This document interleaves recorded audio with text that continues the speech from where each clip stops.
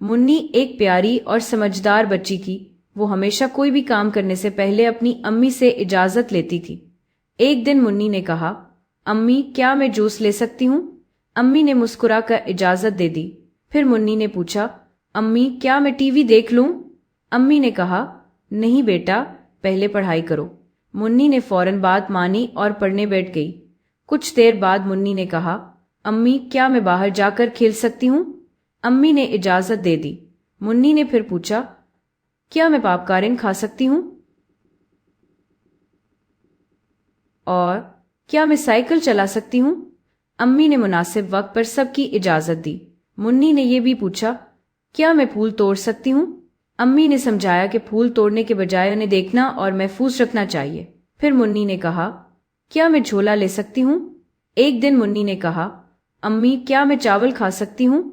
अम्मी ने प्यार से कहा, जी बेटा। ईद के दिन अम्मी ने मुन्नी को ईदी दी। मुन्नी ने खुश होकर कहा, शुक्रिया अम्मी।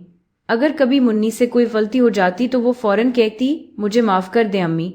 सबक हमें हमेशा बड़ों की बात माननी चाहिए, हर काम से पहले इजाजत लेनी चाहिए और गलती होने पर माफी मांगनी चाहिए।